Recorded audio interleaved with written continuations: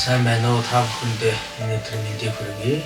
За өнөөдрийн ярих сэдэв бол ертөнцийн хийдийн анхны цорчлон лодоны ламын талаар товчхон мэдээлэл өгье гэж бодсонж байна.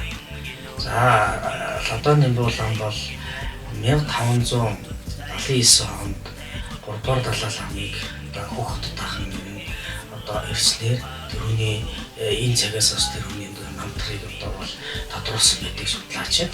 За лодоны ламын талаар Монголын судлаач, мөн Оросын албаны судлаач, Германы судлаач, Монголын гэсэн олон судлаачид бол орчуулгын номын сүхэн судалж намтар бүтээлийн тодруулахын тухайд судалгааны ажил хийсэн байдаг.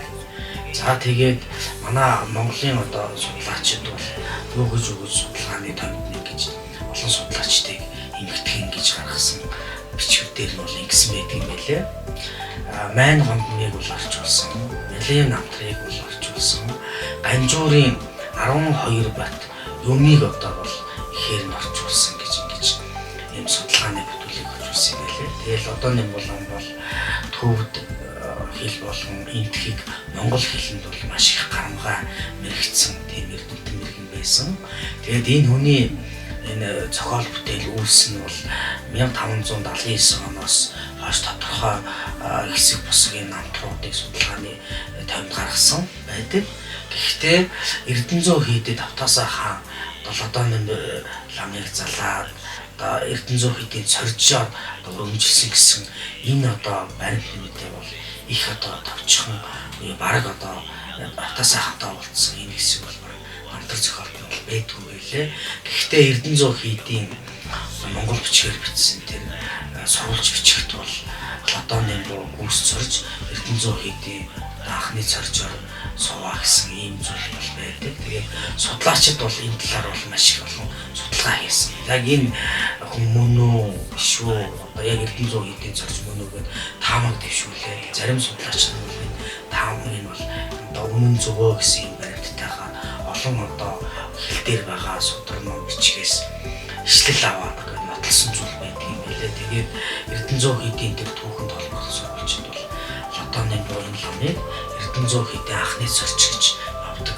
Эрдэнэзүү хийд нь бол хамт лам буюу тэргүүн ламаа түүхэнд цорж гэж тэмдэглэдэг.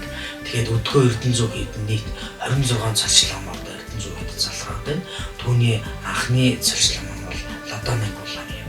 За энэ хүнийг лодоны гэхээс өөрийнх нь тэр орчуулсан судрал номын төгсгөл тэр судлаачид бол гүйс цорж, нонхон манчир хутагт гэдэг нэрийг бол маш их олон янзаар хэлдэг юм байлээ.